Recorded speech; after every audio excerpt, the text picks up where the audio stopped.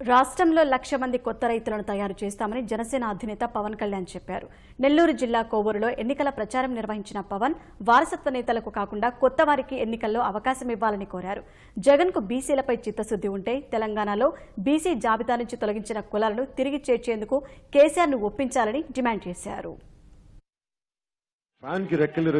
Fan తిరగడానికి power లేదు వాళ్ళ దగ్గర. సైకిల్ కి ట్యూబులు లేవు. ఇదివరకు సైకిల్ తొక్కుతూ వచ్చేవాళ్ళు, ఇప్పుడు సైకిల్ భుజాల మీద నడుస్తున్నారమ్మ వాళ్ళు. పాపం 2000 గజాల్లో నలుగురు బతకగలిగేంత సంపాదన క్రియేట్ చేసి ఇది అమెరికాలో ప్రిన్స్టన్ యూనివర్సిటీ తయారు చేసిన ఫార్ములా. ప్రతి నియోజకవర్గంలో నిరుపయోగం ఉన్న భూమిని తీసుకొని 1000 రైతుల నుంచి దాదాపు ప్రతి జిల్లాకి నా కోరిక రాష్ట్ర మొత్తం మీద 1,00,000 కొత్త రైతులను తయారు చేయాలని చెప్పేసి నేను నిర్ణయించుకున్నాను. ఎందుకంటే ఎంతసేపు ఉద్యోగాలంటే ప్రభుత్వ ఉద్యోగాలు, ప్రైవేట్ ఉద్యోగాలు కదా, రైతులు ఏమైపోతున్నారు.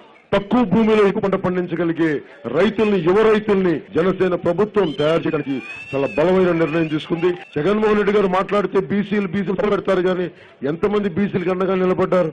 తెలంగాణలో కేసీఆర్ తో కూర్చోబెట్టి బీసీలుగా ఉన్న వాళ్ళు ఓసీలుగా చేస్తారు. తెలంగాణలో ముందు ఓసీలుగా మార్చిన బీసీలను తిరిగి బీసీలో చేర్చండి. కేసీఆర్ గారు చెప్పండి ఆ మాట. అప్పుడు మాట్లాడడం ఆంధ్రప్రదేశ్కి వచ్చి ఓట్లు అప్పుడు అడగండి.